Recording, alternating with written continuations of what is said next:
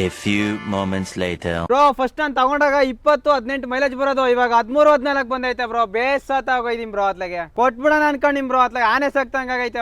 ತಲೆ ಕೆಡ್ಸ್ಕೊಬೇಡ ಬ್ರೋ. ತುಂಬಾ ಜನಕ್ಕೆ ಇದೇ ಪ್ರಾಬ್ಲಮ್ ಆಗೋದು. ಏನಂತಂದ್ರೆ ಗಾಡಿ ತಗೊಂಡಾಗ ಇದು ಅಂತ ಫೀಲು ಗಾಡಿ ಏಜ್ ಆಗ್ತಾ ಇರಲ್ಲ. ಯಾಕೆಂದ್ರೆ ಇಂಜಿನ್ ಸ್ಮೂತ್ನೆಸ್ ಹೋಗುತ್ತೆ, ಪಿಕಪ್ ಇರಲ್ಲ, ಜರ್ಕ್ ಹೊಡಿಯೋದು, ಬ್ಲಾಕ್ ಸ್ಮೋಕು ಈ ಥರ ಎಲ್ಲ ಬರ್ತಾ ಇರುತ್ತೆ. ಇದಕ್ಕೆಲ್ಲ ಒಂದು ಒಳ್ಳೆ ಸೊಲ್ಯೂಷನ್ ಇದೆ ಬ್ರೋ.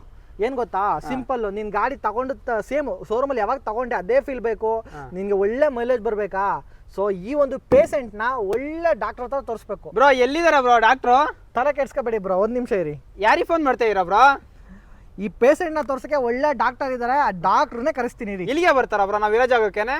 ಹೌದು ಬ್ರೋ, ನೀನ್ ಇರೋ ಜಾಗಕ್ಕೆ ನೀ ಥ್ರೋಟ್ ಕರ್ನಾಟಕದಲ್ಲಿ ಎಲ್ಲೇ ಇದ್ರು ಕೂಡ ಅವರೇ ಬಂದು ಸೊ ಹೇಳಲ್ಲ, ಸಸ್ಪೆನ್ಸ್ ಬ್ರೋ. ಅದ್ ಮಾಡ್ಬಿಟ್ಟು ಹೋದ್ರೆ ನಿನಗೆ ಗಾಡಿ ಮೈಲೇಜ್ ಬರುತ್ತೆ, ಪಿಕಪ್ ಬರುತ್ತೆ, ಬ್ಲಾಕ್ ಸ್ಮೋಕ್ ಇದ್ರೆ ಪೂರ್ತಿ ಕಡಿಮೆನೇ ಆಗೋಗುತ್ತೆ.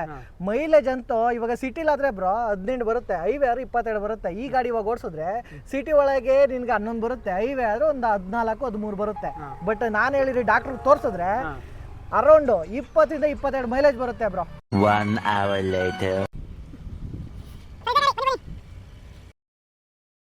ಹಾಯ್ ಡಾಕ್ಟ್ರೆ, ಚೆನ್ನಾಗಿದ್ದೀರಾ? ಚೆನ್ನಾಗಿದೆ ಸರ್, ನೀವ್ ಹೇಗಿದ್ದೀರಾ? ನೋಡಿ ನಿಮ್ ಪೇಷಂಟ್ ರೆಡಿ ಇದೆ. ಓಕೆ. ಸೊ ಒಂದ್ಸಲ ಗಾಡಿ ನೋಡ್ಬಿಡಿ. ಹಾಗೆ ಈ ಗಾಡಿ ಮಾಡ್ಬೇಕಾಗಿರೋದು ಯಾಕಂದ್ರೆ ಮೈಲೇಜ್ ಡ್ರಾಪ್ ಆಗ್ಬಿಟ್ಟಿದೆ, ಮೈಲೇಜ್ ಬತ್ತಲ್ಲ, ಕಾಟ ತಡಿಕಾಗದೇ ಮಾರೇ ಬಿಡ್ಬೇಕು ಅಂತ ಡಿಸೈಡ್ ಆಗ್ಬಿಟ್ಟ ನಮ್ಮ ಹುಡುಗ. ಯಾಕಂದ್ರೆ ಚಿನ್ನ ಅಂತ ಗಾಡಿ ಸರ್ ಇವಾಗ ಡೀಸೆಲ್ ಎಲ್ಲೂ ಸಿಗ್ತಾ ಇಲ್ಲ. ಓಕೆ, ನೋಡ್ತೀರಾ? ಯಾಕೆ ಸರ್ ಅಂತ ತೀರ್ಮಾನ? ಬನ್ನಿ ಸರ್, ನಿಮ್ಗೆ ಒಳ್ಳೆ ಗಾಡಿ ತರ ಫಸ್ಟ್ ಹೆಂಗಿತ್ತು ಆ ತರ ಮಾಡ್ಕೊಡ್ತೀನಿ, ಬನ್ನಿ ಸರ್.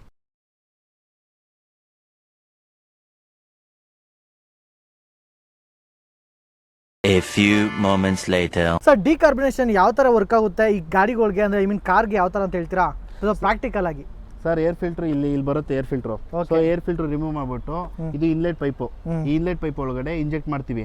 ಸೊ ಹೈಡ್ರೋಜನ್ ಗ್ಯಾಸ್ ನ ಮಿಷಿನ್ ಸಪ್ಲೈ ಮಾಡುತ್ತೆ. ಆ ಕ್ಯಾಟಗರಿ ಕಾರ್ಗಳಿಗೆ ಅದೆಷ್ಟು ಬೇಕು ಅಂತ ತಗೊಂಡು ನಾವೆಲ್ಲ ಎಂಟ್ರಿ ಮಾಡಾದ್ಮೇಲೆ ಸಪ್ಲೈ ಮಾಡುತ್ತೆ. ಸೊ ಇಲ್ಲಿಂದ ಹೈಡ್ರೋಜನ್ ಗ್ಯಾಸು ಒಳಗಡೆ ಹೋಗಿ ಟರ್ಬೋಗೆ ಹೋಗುತ್ತೆ, ಮತ್ತೆ ಒಳಗಡೆ ಪಿಸ್ಟನ್ ಹತ್ರ, ಮತ್ತೆ ಎಲ್ಲಿ ನಮಗೆ ಡೀಸೆಲ್ಲು ಮತ್ತು ಪೆಟ್ರೋಲ್ ಬರ್ನ್ ಮಾಡುತ್ತಲ್ಲ ಆ ಜಾಗ, ಮತ್ತು ಸೈಲೆನ್ಸರಿಂದ ಆಚೆ ಹೋಗುತ್ತಲ್ಲ ಆ ಜಾಗ ಏನು ಬರುತ್ತೆ ಅಲ್ಲೆಲ್ಲ ಏನು ಕಾರ್ಬನ್ನು ಡೆಪಾಸಿಟ್ ಆಗಿರುತ್ತೆ. ಸೊ ಆ ಡೆಪಾಸಿಟ್ ಆಗಿರೋಂಥ ಕಾರ್ಬನ್ನೆಲ್ಲನೂ ಇದು ಡಿಸ್ಟ್ರಾಯ್ಡ್ ಮಾಡುತ್ತೆ. ಇದು ಡಿಸ್ಟ್ರಾಯ್ಡ್ ಮಾಡಿ ಏನು ಮಾಡುತ್ತೆ, ಎಕ್ಸಾಸ್ಟ್ ಸೈಲೆನ್ಸರ್ ಮುಖಾಂತರ ಓಡಿಸ್ಬೇಕಾದ್ರೆ ಆಚೆ ಹೋಗುತ್ತೆ. ಸೊ ನಿಮಗೆ ಹೊಗೆ ಬರ್ತಾ ಇರೋದು ಕಂಟ್ರೋಲ್ ಆಗುತ್ತೆ, 70-80% ಕಂಟ್ರೋಲ್ ಆಗುತ್ತೆ. ತುಂಬ ಹೊಗೆ ಬರ್ತಾರೆ, ಡೀಸೆಲ್ ಗಾಡಿಗಳು ಕಾಮನ್ ಆಗಿ ಹೊಗೆ ಬಂದೇ ಬರ್ತವೆ, ಆದರೆ 80% ತುಂಬ ಹೊಗೆ ಬರ್ತಿರೋದು 80% ಕಂಟ್ರೋಲ್ ಆಗುತ್ತೆ. ಮತ್ತು ಪೆಟ್ರೋಲ್ ಗಾಡಿಗಳು ಏನು ಒಳಗಡೆ ಎಲ್ಲ ಇದಾಗಿರುತ್ತೆ, ಕಾರ್ಬನ್ ಎಲ್ಲ ಇರುತ್ತೆ, ಅಂಟ್ಕೊಂಡಿರೋ ಕಾರ್ಬನ್ ಎಲ್ಲ ಇದೇನು ಮಾಡುತ್ತೆ, ಹೈಡ್ರೋಜನ್ ಗ್ಯಾಸು ಡಿಸ್ಟ್ರಾಯ್ಡ್ ಮಾಡುತ್ತೆ. ಸೊ ಡಿಸ್ಟ್ರಾಯ್ಡ್ ಮಾಡೋದ್ರಿಂದ ಮೈಲೇಜು ಪಿಕಪ್ಪು ಎಲ್ಲ ಇಂಪ್ರೂವ್ಮೆಂಟ್ ಆಗುತ್ತೆ. ಮಿನಿ ಜನರೇಟರ್ ಕೂಡ ಇದರಲ್ಲೇ ಇರೋದ್ರಿಂದ ಪವರ್ ಸಪ್ಲೈಗೆ ಏನು ತೊಂದರೆ ಇಲ್ಲ. ಹೌದು ಸರ್, ನಾವೀಗ ಯಾವುದೇ ಥರದ್ದು ಕಸ್ಟಮರ್ ಹತ್ರ ಪವರ್ ಕೂಡ ರಿಕ್ವೈರ್ಮೆಂಟ್ ಮಾಡಲ್ಲ.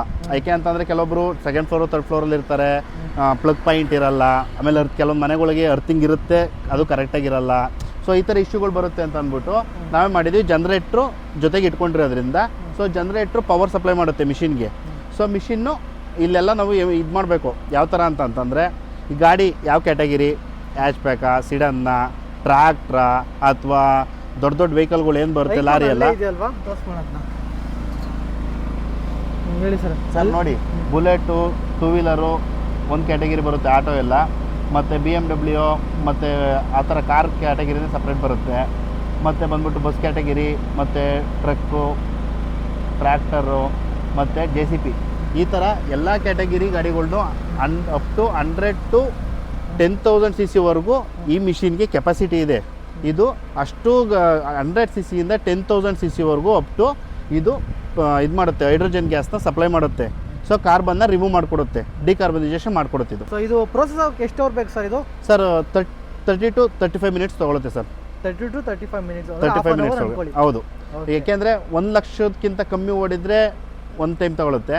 ಎಬವ್ 1 ಲ್ಯಾಕ್ ಓಡಿದ್ರೆ ಅದು ಕಾರ್ಬನ್ ಜಾಸ್ತಿ ಇರುತ್ತಲ್ವಾ, ಆ ಪ್ರೊಸೀಜರ್ ಹೊರಗಡೆ ಇದು ಮಾಡಬೇಕು ಅಂದರೆ ಎಕ್ಸ್ಟ್ರಾ ಹೈಡ್ರೋಜನ್ ಗ್ಯಾಸ್ನ ರಿಕ್ವೈರ್ ಕೇಳುತ್ತೆ. ಸೊ ನಮಗೆ ಸಿಸ್ಟಮಲ್ಲಿ ಆ್ಯಡ್ ಮಾಡಿದ್ಮೇಲೆ ಅದೇ ಆಟೋಮೆಟಿಕ್ ಜನರೇಟ್ ಆಗಿ ಹೈಡ್ರೋಜನ್ ಗ್ಯಾಸ್ನ ಸಪ್ಲೈ ಮಾಡುತ್ತೆ. ಸರ್ ನಂಗೆ ಒಂದು ಡೌಟು ಏನಂತಂದರೆ, ಹೇಳಿ ಸರ್. ಸೊ ಈ ಒಂದು ಡಿಕಾರ್ಬನೇಷನ್ ಮಾಡೋದ್ರಿಂದ ಮೈಲೇಜ್ ಹೆಂಗೆ ಇನ್ಕ್ರೀಸ್ ಆಗುತ್ತೆ? ತುಂಬ ಜನ ಡೌಟ್ಸ್ ಇರುತ್ತೆ, ಮೈಲೇಜ್ ಹೆಂಗೆ ಬರುತ್ತೆ ಜಾಸ್ತಿ? ಸರ್ ಈಗ ಏನು ಅಂತಂದರೆ ಇಷ್ಟೇ ಸರ್, ಸಿಂಪಲ್ಲು. ಸರ್ ಏನು ಅಂತಂತಂದರೆ ಗಾಡಿ ಓಡ್ತಾ ಇವಾಗ ನಿಮಗೆ ಗೊತ್ತಿರ್ಬೋದು, ಬೆಂಗಳೂರು ಟ್ರಾಫಿಕಲ್ಲಿ up to 1 to 2 kilometre 20-25 minutes ಒಂದೊಂದು ಸರಿ ತಗೊಳುತ್ತೆ. ಸೊ ಫಸ್ಟ್ ಗೇರು ಸೆಕೆಂಡ್ ಗೇರಲ್ಲಿ ನಾವು ಮೂವ್ ಮಾಡೋದ್ರಿಂದ ಏನಾಗುತ್ತೆ ಅಂತಂದರೆ ಒಳಗಡೆನೆ ಏನು ಈ ಬರ್ನಿಂಗ್ ಸಿಸ್ಟಮ್ ಇದೆ, ಪೆಟ್ರೋಲ್ ಆಗಲಿ ಡೀಸೆಲ್ ಆಗಲಿ ಬರ್ನ್ ಆಗುತ್ತಲ್ಲ, ಆ ಜಾಗದಲ್ಲಿ ಕಾರ್ಬನ್ನು ಡೆಪಾಸಿಟ್ ಆಗ್ತಾ ಹೋಗುತ್ತೆ. ಸೊ ಯಾವಾಗ ಜಾಸ್ತಿ ಕಾರ್ಬನ್ ಡೆಪಾಸಿಟ್ ಆಗ್ತೋ, ಒಂದು ಎಕ್ಸಾಂಪಲು ಈ ಓಲು ಅಂತ ಇಟ್ಕೊಳ್ಳೋಣ ಸರ್. ಈ ಓಲ್ ಏನಾಗುತ್ತೆ, ಕಾರ್ಬನ್ ಆಗ್ತಾ ಆಗ್ತಾ ಆಗ್ತಾ ಆಗ್ತಾ ಇಷ್ಟಾಗುತ್ತೆ. ಸೊ ಇದು ಸೈಲೆನ್ಸರಿಂದ ಆಚೆ ಹೋಗಬೇಕು. ಒಂದು ಎಕ್ಸಾಂಪಲ್, ಇದು ಸಿಂಪಲ್ಲಾಗಿ ಹೇಳ್ತಾ ಇದ್ದೀನಿ. ಈ ಓಲ್ ಇರೋದು ಇಷ್ಟರಲ್ಲಿ ಹೋಗಬೇಕು ಆ ಹೊರಗಡೆ ಹೊಗೆ ಅಂತಂದರೆ, ಸೊ ಗಾಡಿ ಏನಾಗುತ್ತೆ, ದಮ್ ಕಟ್ಟುತ್ತೆ. ಸೊ ಗಾಡಿ ದಮ್ ಕಟ್ಟೋದ್ರಿಂದ ಏನಾಗುತ್ತೆ, ನೀವು ಹಂಸಲೇ ಆಗಲಿ ಎಲ್ಲೇ ಆಗಲಿ ಓಡಿಸ್ಬೇಕಾದ್ರೆ, ಇಲ್ಲ ಹಪ್ಪಲೇ ಆಗಲಿ ಗೇರ್ ಕೇಳುತ್ತೆ, ಆಫ್ ಆಗೋ ಥರ ಆಗಿ ಗೇರ್ ಕೇಳುತ್ತೆ. ಸೊ ಈ ಹೈಡ್ರೋಜನ್ ಗ್ಯಾಸ್ ಒಳಗಡೆ ಹೋಗಿ ಆ ಏನು ಕಾರ್ಬನ್ ಇರುತ್ತೆ ಅದನ್ನೆಲ್ಲನೂ ರಿಮೂವ್ ಮಾಡುತ್ತೆ. ಸೊ ರಿಮೂವ್ ಮಾಡೋದ್ರಿಂದ ಏನಾಗುತ್ತೆ, ಫಸ್ಟ್ ಏನು ಇದಿರುತ್ತೆ ಕಾರ್ಬನಲ್ಲಿ ಡೆಪಾಸಿಟ್ ಇಲ್ದಲೇ ಹೆಂಗೆ ಗಾಡಿ ಓಡ್ತಿತ್ತೋ ಆ ಪರ್ಫಾರ್ಮೆನ್ಸ್ಗೆ ಮತ್ತೆ ರೀಪ್ಲೇಸ್ ಆಗುತ್ತೆ. ಸೊ ರೀಪ್ಲೇಸ್ ಆದಾಗ ಏನಾಗುತ್ತೆ, ಮೈಲೇಜ್ ಆಗಲಿ ಮತ್ತು ಪಿಕಪ್ ಆಗಲಿ ಎಲ್ಲ ಇಂಪ್ರೂವ್ಮೆಂಟ್ ಆಗುತ್ತೆ. ನಿಮ್ಗೆ ಏನು ಅಂದರೆ ಫೀಲ್ ಗೊತ್ತಾಗುತ್ತೆ. ನೀವು ಮಾಡಿಸಿದ ಮೇಲೆ ಅಪ್ ಟು 0 to 40 ಕಿಲೋಮೀಟ್ರ್ ಓಡಿಸೋದ್ರೊಳಗಡೆ ನೀವು ಇಮಿಡಿಯೇಟು ನನಗೆ ಫೋನ್ ಮಾಡಿ ಹೇಳ್ತೀರಾ ಸರ್ ಗಾಡಿ ಚೆನ್ನಾಗಾಗಿದೆ ಅಂತ. ತುಂಬ ಕಸ್ಟಮರ್ ಕೂಡ ಇದುವರೆಗೂ ಆಲ್ರೆಡಿ ತುಂಬ ಫೋನ್ ಮಾಡಿ ಹೇಳಿದ್ದಾರೆ, ರೆಫರ್ ಮಾಡಿದ್ದಾರೆ, ಸರ್ ನಮ್ಮ ಫ್ರೆಂಡ್ ಗಾಡಿ ಇದೆ ಸರ್ ಮಾಡಿಕೊಡಿ ಸರ್ ಅಂತ. ಮಾಡಿಕೊಟ್ಟಿದ್ದೀವಿ ಸರ್. ಇದು ನೋಡಿ ಸರ್, ಮಿಷಿನ್ನು ಹೈಡ್ರೋಜನ್ ಗ್ಯಾಸ್ನ ಕ್ರಿಯೇಟ್ ಮಾಡಿ ಬಿಡ್ತಾ ಇದೆ.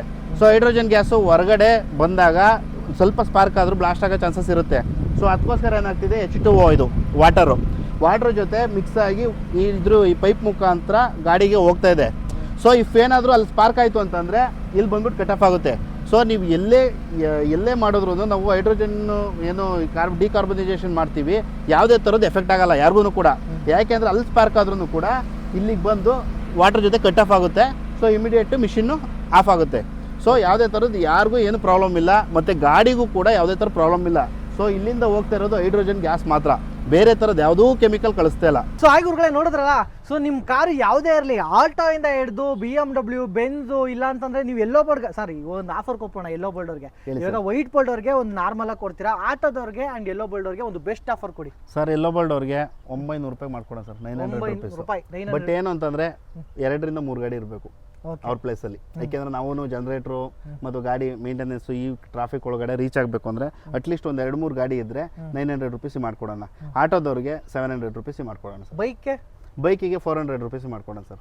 ಓಕೆ. ಬಟ್ ಆ ಬೈಕು ಕೂಡ 4 ರಿಂದ 5 ಬೈಕ್ ಇದ್ರೆ ಓಕೆ. ಯಾಕೆಂತಂದ್ರೆ ಈಗ ನೀವಿರೋ ಜಾಗಕ್ಕೆ ಬರ್ತಾರೆ ಅಂತಂದ್ರೆ ಅವ್ರಿಗೂ ಪೆಟ್ರೋಲ್ದೋ ಅಥವಾ ಡೀಸೆಲ್ದೋ ಇಲ್ಲಾಂದ್ರೆ ಅದಕ್ಕೆ ಅಂತ ನಿಮಗೆ ಜನರೇಟರ್ಗೆ ಎಲ್ಲ ಇರುತ್ತಲ್ಲ. ಸೊ ಹಾಗಾಗಿ ನಿಮ್ಮ ಫ್ರೆಂಡ್ ಸರ್ಕಲ್ ಒಂದು 4-5 ಬೈಕ್ ರೆಡಿ ಮಾಡ್ಕೊಳ್ಳಿ, ಫೋನ್ ಮಾಡಿ, ಇವ್ರು ಬಂದು ಮಾಡ್ಕೊಡ್ತಾರೆ. ಎಲ್ಲೋ ಬೋಲ್ಡ್ ಅಷ್ಟೇ ಒಂದು 3 ಕಾರ್ 4 ಕಾರ್ ಆಲ್ಮೋಸ್ಟ್ ಎಲ್ಲ ನಿಮ್ದೊಂದು ಟೀಮ್ ಅಂತ ಇರುತ್ತೆ. ಸೊ ಒಂದ್ಸಲ ನೀವೆಲ್ಲ ಒಂದು ಒಗ್ಗಟ್ಟಾಗಿ, ಸೊ ನಿಮ್ಮ ಗಾಡಿ ಏನಾದರೂ ಮೈಲೇಜ್ ಬರ್ತಿಲ್ಲ ಅಂದರೂ, ಇನ್ ಕೇಸ್ ಮೈಲೇಜ್ ಇಲ್ಲ ಗುರು, ಮೈಲೇಜ್ ಚೆನ್ನಾಗಿ ಬರ್ತಿದೆ ಅಂದರೂ ಕೂಡ ಕೆಲವ್ರಿಗೆ ಸ್ಮೋಕ್ ಬರ್ತಾ ಇರುತ್ತೆ ಮೊದಲೇ ಹೇಳ್ದಂಗೆ, ಇಲ್ಲಾಂದ್ರೆ ಪಿಕಪ್. ಇನ್ನೊಂದು ಕೆಲವೊಬ್ರು ಜನಗಳಿಗೆ ಒಂದು ಡೌಟ್ ಇದೆ, ಏನು ಅಂತಂದರೆ ನನ್ನ ಪೆಟ್ರೋಲ್ ಗಾಡಿ ಚೆನ್ನಾಗಿದೆ, ನಾನು ಆಯಿಲ್ ಚೇಂಜ್ ಮಾಡಿಸ್ತೀನಿ ಚೆನ್ನಾಗಿದೆ ಸರ್. ಚೆನ್ನಾಗಿದೆ, ಆದರೂ ಕಾರ್ಬನ್ ಇಲ್ಲ ಅನ್ಕೋಬೇಡಿ, ಕಾರ್ಬನ್ ಇದ್ದೇ ಇರುತ್ತೆ, ಮಾಡಿಸ್ಕೋಬೇಕು. ನಾನು ಎಷ್ಟೋ ವೆಗನರ್ ಗಾಡಿಗಳು ಮಾಡಿದ್ದೀನಿ, ಸ್ಯಾಂಟ್ರೋ ಗಾಡಿಗಳು ಮಾಡಿದ್ದೀನಿ. LPG ಇರುತ್ತೆ, ಪೆಟ್ರೋಲ್ ಇರುತ್ತೆ, LPG ತೆಗೆದುಬಿಟ್ಟಿರ್ತಾರೆ, ಆದರೆ ಜರ್ಕ್ ಹೊಡಿತಾ ಇರೋದು ಗಾಡಿ. ಅಂಥ ಗಾಡಿಗಳ್ನು ಡಿಕಾರ್ಬನ್ ಮಾಡ್ಕೋಬೇಕು. ನಿಮಗೆ ಜರ್ಕ್ ಏನಾರು ಹೊಡಿತಿದ್ರೆ ಆ ಥರ ಗಾಡಿಗಳು ಜರ್ಕ್ ಹೊಡಿಯೋದು ನಿಂತೋಗುತ್ತೆ. ಮತ್ತು ನೀವು ಪೆಟ್ರೋಲ್ ಗಾಡಿನ ಒಂದ್ಸರಿ ಮಾಡಿಸ್ಕೊಂಡು ನೋಡಿ. ಆ ಪೆಟ್ರೋಲ್ ಗಾಡಿ ಮಾಡಿಸ್ಕೊಂಡಾದ್ಮೇಲೆ ನಿಮಗೆ ಫಸ್ಟ್ ಇದ್ದಿದ್ದು ಪರ್ಫಾರ್ಮೆನ್ಸ್ಗೂ ಇದು ಮಾಡಿಸಾದ್ಮೇಲೆ ಇರೋ ಪರ್ಫಾರ್ಮೆನ್ಸ್ಗೂ ನಿಮಗೆ 100% ರಿಸಲ್ಟ್ ಬರುತ್ತೆ. ಇದು ಡೀಸೆಲ್ ವೆಹಿಕಲ್ ಒಂದಕ್ಕೆ ಅಂತ ಅನ್ಕೋಬೇಡಿ, ಪೆಟ್ರೋಲ್ ಗಾಡಿಗಳಿಗೂ ಮಾಡಿಸ್ಕೋಬೇಕು. ಅದೇ ಪೆಟ್ರೋಲು ಡೀಸೆಲ್ ಎಲ್ಲದಕ್ಕೂ ಮಾಡಿಸ್ಕೋಬೋದು. ಸೊ ನಿಮ್ಮ ಫ್ರೆಂಡು ಫ್ಯಾಮಿಲಿ ಸರ್ಕಲ್ ಯಾರಾದ್ರೂ ಕಾರ್ಗಳು ಮಡಗಿದ್ದಾರೆ ಅಂತಂದರೆ ಈ ವಿಡಿಯೋ ತುಂಬಾ ಯೂಸ್ ಆಗುತ್ತೆ, ಅವ್ರಿಗೆ ಶೇರ್ ಮಾಡಿ. ನೀವು ಎಲ್ಲೋ ಬೋರ್ಡ್ ಗಾಡಿ ಓಡಿಸ್ತಾ ಇದ್ದಾರೆ ಅಂದರೆ ಒಂದು ಒಳ್ಳೆ ಆಫರ್ ಕೊಟ್ಟಿದ್ದಾರೆ ನಿಮಗೆ. ಸೊ 4-5 ಗಾಡಿಗಳು ನಿಮ್ಮ ಫ್ರೆಂಡ್ ಸರ್ಕಲ್ ಇದ್ದೋದನ್ನ ಒಂದು ಜಾಗದಲ್ಲಿ ನಿಲ್ಲಿಸ್ಕೊಂಡು ಕಾಲ್ ಮಾಡಿ, ಇವರೇ ಬರ್ತಾರೆ ಬೆಂಗಳೂರಲ್ಲಿ ಇದ್ದಾಗ. ಸೊ ಬಂದು ಆ್ಯಂಡ್ ನಿಮ್ಮ ಗಾಡಿ ಪರ್ಫಾರ್ಮೆನ್ಸ್ ನೋಡಿ, ಎಲ್ಲ ಆದಮೇಲೆ ಹೇಗಿರುತ್ತೆ ಅಂತ. ಗಾಡಿ ನಾನು ಕರೆಕ್ಟಾಗಿ ಸರ್ವಿಸ್ ಮಾಡ್ಕೊಂಡು ಮೇಂಟೈನ್ ಮಾಡ್ತೀನಿ ಅಂದರೂ ಕೂಡ, ಸೊ ಕಾರ್ಬನ್ ಅನ್ನೋದು ಏನಿರುತ್ತೋ ಅದನ್ನ ಕ್ಲೀನ್ ಮಾಡ್ಕೊಂಡಷ್ಟು ನಿಮ್ಮ ಗಾಡಿ ಪರ್ಫಾರ್ಮೆನ್ಸು ಸ್ಮೂತು ಆ್ಯಂಡ್ ಮೈಲೇಜು ಕೂಡ ಚೆನ್ನಾಗಿರುತ್ತೆ. ಸೊ ಸರ್ ಹಾಗೆ ನಿಮ್ಮ ಕಾಂಟ್ಯಾಕ್ಟ್ ನಂಬರ್ ಹೇಳ್ಬಿಡಿ ಸರ್, ಯಾವ ಥರ ಕಾಂಟ್ಯಾಕ್ಟ್? ಸರ್ ನನ್ನ ಕಾಂಟ್ಯಾಕ್ಟ್ ನಂಬರು 7483473382. ಓಕೆ. ಈ ನಂಬರಿಗೆ ಕಾಲ್ ಮಾಡಿ, ನೀವಿರೋ ಜಾಗಕ್ಕೆ ಬಂದು ನಿಮ್ಮ ಗಾಡಿನ ನಾನು ಬಿಫೋರು ಟ್ರಯಲ್ ನೋಡಿ, ಏನಿದೆ ಗಾಡಿದು ಏನು ಸಮಸ್ಯೆ ಇದೆ ಇದು ಮಾಡಿಕೊಂಡು ನೋಡಿಕೊಂಡು ಅದಕ್ಕೆ ಏನು ಸೊಲ್ಯೂಷನ್ ಕೊಡ್ಬೋದು, ಡಿಕಾರ್ಬನೈಸೇಷನ್ ಮಾಡೋದ್ರಿಂದ ಸರಿ ಹೋಗುತ್ತಾ, ಇಲ್ಲ ಮೆಕ್ಯಾನಿಕ್ ಪ್ರಾಬ್ಲಮ್ ಇದೆಯಾ, ಎಲ್ಲ ಸಜೆಷನ್ನು ಕೊಡ್ತೀವಿ. ಮತ್ತು ಇನ್ನೊಂದು, ವೈಟ್ ಸ್ಮೋಕ್ ಇರೋ ಗಾಡಿಗಳು ನಾವು ಮಾಡಲ್ಲ ಸರ್. ಬ್ರೌನು ಮತ್ತು ಬ್ಲ್ಯಾಕ್ ಸ್ಮೋಕ್ ಇದ್ದರೆ ಮಾಡ್ತೀವಿ, ವೈಟ್ ಸ್ಮೋಕ್ ಇದ್ದರೆ ಮಾಡಲ್ಲ. ಏಕೆಂದರೆ ಎಷ್ಟೇ ದೂರ ಬಂದಿದ್ದರೂ ಕೂಡ ವೈಟ್ ಸ್ಮೋಕ್ ಇರೋ ಗಾಡಿಗಳು ಮಾಡಲ್ಲ. ಆಮೇಲೆ ಇನ್ನೊಂದು ರಿಕ್ವೆಸ್ಟು ಏನು ಅಂತಂದರೆ, ಒಂದು ಟ್ಯಾಂಕಿಗೆ ಡೀಸೆಲ್ ಆಗಲಿ ಪೆಟ್ರೋಲ್ ಆಗಲಿ ಮಿನಿಮಮ್ಮು ಅಂದರೆ ಒಂದು 10 ಲೀಟ್ರು ಏನಾದರೂ ಡೀಸೆಲ್ ಆಗಲಿ ಪೆಟ್ರೋಲ್ ಆಗಲಿ ಮೇಂಟೈನ್ ಮಾಡಿ. ಯಾಕೆ ಅಂತಂದರೆ ನೀವು ಇನ್ನೇನು ಎಂಡಿ ಬಂದುಬಿಟ್ಟಿರುತ್ತೆ, ಇನ್ನೊಂದು ಲೀಟ್ರ್ ಇದೆ, ಆಮೇಲೆ ಬಂಕ್ ಹತ್ರ ಹೋಗೋಣ ಹಾಕ್ಸ್ಕೊಳ್ಳೋಣ, ಈ ಥರ ನೀವು ಗಾಡಿನ ರನ್ ಮಾಡ್ತಾ ಇದ್ದಾಗ ಇಂಜೆಕ್ಟ್ರ್ ಪ್ರಾಬ್ಲಮ್ಗಳು ಜಾಸ್ತಿ ಬರ್ತವೆ. ಸೊ ದಯಮಾಡಿ ಒಂದು 10 ಲೀಟ್ರಾದ್ರೂ ಮಿನಿಮಮ್ಮು ಟ್ಯಾಂಕ್ ಒಳಗಡೆ ಮೇಂಟೈನ್ ಮಾಡ್ಕೊಳ್ಳಿ, ಗಾಡಿ ಓಡಿಸ್ಕೊಳ್ಳಿ, ಚೆನ್ನಾಗಿರುತ್ತೆ ಸರ್. Thank you. Okay, so full information ಸಿಗಿದೆ ಅಂತ ಅನ್ಕೊಳ್ತೀನಿ. ಸೊ ನೋಡೋದಲ್ಲ, ಇವಾಗಿರೋ ಡೆಸ್ಟರ್ ತುಂಬ ಜನ ಡೆಸ್ಟರ್ಗಳು ಯೂಸ್ ಮಾಡ್ತಾ ಇರ್ತೀರಾ, ಡೀಸೆಲ್ ಗಾಡಿ ಯೂಸ್ ಮಾಡ್ತಾ ಇರ್ತೀರಾ, ಒಳ್ಳೆ ಮೈಲೇಜ್ ಬೇಕು ಅಂದರೆ ಡೀಸೆಲ್ ಕಾರ್ ತಗೊಂಡಿರ್ತೀರ, ಮೈಲೇಜ್ ಬರ್ತಿರಲ್ಲ. ಸೊ ಪೆಟ್ರೋಲ್ ಗಾಡಿಗಳು ಕೂಡ ಇವಾಗ ಬರ್ತಾರವೆಲ್ಲ ಒಳ್ಳೆ ಮೈಲೇಜ್ ಬರ್ತಿರುತ್ತೆ, ಕಿಲೋಮೀಟರ್ ಜಾಸ್ತಿ ಓಡಿಸ್ದಂಗೆ ಏಜ್ ಆದಂಗೆ ಸ್ವಲ್ಪ ಪರ್ಫಾರ್ಮೆನ್ಸ್ ಕಮ್ಮಿ ಇರುತ್ತೆ. ಸೊ ಅವ್ರು ಮಾಡಿಸ್ಕೊಳ್ಳಿ. ನೋಡೋಣ ಇವಾಗ ಆ ಗಾಡಿ ರೆಡಿ ಆಗಿದೆ. ಸೊ ಹೇಗಿದೆ ಅಂದರೆ ಬಿಫೋರ್ ಆ್ಯಂಡ್ ಆಫ್ಟರ್ ಇವಾಗ ಯಾವ ಥರ ಇದೆ, ನಮ್ಮ ಹುಡುಗನ ಒಂದು ರಿವ್ಯೂನ ತಗೊಳ್ಳೋಣ. ಸೊ ಕಸ್ಟಮರ್ ರಿವ್ಯೂ ಅಂತ ಬೇಕಾದ್ರೆ ಹೇಳ್ಕೋಬೋದು. ಈ ಗಾಡಿ ಪರ್ಫಾರ್ಮೆನ್ಸ್ ಅವಾಗಿಂದ ಇವಾಗ ಹೆಂಗಿದೆ ಅಂತ ಕೂಡ ನೀವು ಕೇಳ್ಬೋದು. ಸರ್ ಹೇಗಿದೆ ಸರ್ ಪರ್ಫಾರ್ಮೆನ್ಸು? ಫಸ್ಟ್ ಗಾಡಿ ಇವಾಗ ತುಂಬಾ ಸ್ಮೂತ್ ಆಗಿದೆ, ಏನೋ ಒಂಥರ ಬೇರೆ ಗಾಡಿ ಓಡಿಸೋ ಥರ ಚೆನ್ನಾಗಿದೆ ಸರ್. ಒಟ್ಟು ಸ್ವಲ್ಪ ಫೀಲ್ ಚೆನ್ನಾಗಿದೆ ಗಾಡಿ ಓಡಿಸೋದಕ್ಕೆ. ಇವಾಗ ಮೈಲೇಜ್ ವೈಸ್ ನನಗೆ ಚೆಕ್ ಮಾಡಿ ನಿಮಗೆ ಅಪ್ಡೇಟ್ ಮಾಡ್ತೀನಿ ಸರ್, ಕಾಲ್ ಮಾಡ್ತೀನಿ. ಖಂಡಿತ ಕಾಲ್ ಮಾಡಿ ಸರ್. ಖಂಡಿತ ನಾನು ಇದುವರೆಗೂ ಯಾವ್ಯಾವ ಗಾಡಿ ಮಾಡಿದ್ದೀವಿ ಮೈಲೇಜ್ ಎಲ್ಲ ತುಂಬ ಚೆನ್ನಾಗಿ ಇಂಪ್ರೂವ್ಮೆಂಟ್ ಆಗಿದೆ. ಈ ಗಾಡಿನೂ ಆಗುತ್ತೆ. ಒಳ್ಳೆ ಗಾಡಿ ಸರ್, ಮಾಡ್ತೀನಿ ಅಂತಿರಲ್ಲ ಸರ್, ನೀವು ಕೊಟ್ಟ ಮೇಲೆ ನೀವು ಈ ಥರ ಗಾಡಿ ತಗೋಬೇಕು ಅಂತಂದ್ರೆ ಮತ್ತೆ ನೀವು ಎಷ್ಟು ಸರ್ಕಸ್ ಮಾಡ್ಬೇಕು ಗೊತ್ತಾ ಸರ್? ಹೌದು ಸರ್. ಸರ್ ಡಿಕಾರ್ಬನೈಸೇಷನ್ ಮಾಡಿಸ್ಕೊಳ್ಳೋರಿಗೆ ಏನಂತ ಹೇಳೋಕೆ ಇಷ್ಟಪಡ್ತೀರಾ ಸರ್? ಸರ್ ಬೆಸ್ಟ್ ಒಂದ್ಸಲ ನೀವು ಲೈವ್ ಅಲ್ಲಿ ಬಂದ್ಬಿಟ್ಟು ಒಂದ್ಸಲ ಮಾಡಿಸ್ಕೊಂಡು ಟೆಸ್ಟ್ ಡ್ರೈವ್ ಮಾಡಿ, ಆಮೇಲೆ ನಿಮಗೆ ಒಳ್ಳೆ ಫೀಲ್ ಬರುತ್ತೆ, ನಿಮಗೆ ಸಜೆಸ್ಟ್ ಮಾಡಿಸ್ಬೇಕು ಅನ್ಸುತ್ತೆ. ಖಂಡಿತ ನೋಡಿ, ಇವಾಗ ನೀವು ಗಾಡಿನೇ ಮಾರಬೇಕು ಅಂತ ಹೇಳ್ತಿದ್ರಂತೆ. ಹೌದು. ಸೊ ಗಾಡಿ ಮಾರೋ ಅವಶ್ಯಕತೆ ಇಲ್ಲ. ಚಿನ್ನಂತ ಗಾಡಿ ಕೊಟ್ಬಿಟ್ಟು ಕಬ್ಬಿಣದಂತ ಗಾಡಿಗಳು ಇಟ್ಕೊಂಬರ್ಬೇಡಿ, ಓಕೆನಾ? ಇರೋ ಗಾಡಿನ ಡಿಕಾರ್ಬನೈಸೇಷನ್ ಮಾಡ್ಕೊಳ್ಳಿ. ಒಳ್ಳೆ ನಿಮಗೆ ನಿಯರ್ ಬೈ ಯಾರೇ ಮೆಕ್ಯಾನಿಕ್ ಇದ್ರು, ಬೇರೆ ಕಂಪ್ಲೇಂಟ್ ಇದ್ದರೆ ರೆಡಿ ಮಾಡ್ಕೊಳ್ಳಿ. ಗಾಡಿನ ಯಾವುದೇ ಕಾರಣಕ್ಕೂ ಕೊಡೋಕೆ ಹೋಗ್ಬೇಡಿ ಸರ್. ಏಕೆ ಅಂದರೆ ನಮಗೊಂದು ಗಾಡಿಗಳು ಲಕ್ಷ್ಮಿ ಗಾಡಿಗಳು ಇರುತ್ತೆ, ಅಂಥ ಗಾಡಿಗಳನ್ನ ಕೊಟ್ಟು ಯಾವುದೋ ಗಾಡಿ ಹಿಡ್ಕೊಂಬಂದು ಅದಕ್ಕೆ ತುಂಬ ಖರ್ಚು ಮಾಡ್ಕೊಳ್ಳೋಂಥ ನೆಸೆಸಿಟಿ ಇಲ್ಲ. ಇರೋದನ್ನ ರೆಡಿ ಮಾಡ್ಕೊಳ್ಳಿ. ಡಿಕಾರ್ಬನೈಸೇಷನ್ ಮಾಡ್ಕೊಡ್ಬೇಕಾ ಮಾಡ್ಕೊಡೋಣ, ಚೆನ್ನಾಗಾಗುತ್ತೆ. ಪಿಕಪ್ಪು ಮೈಲೇಜಲ್ಲಿ ಇಂಪ್ರೂವ್ಮೆಂಟ್ ಆಗುತ್ತೆ.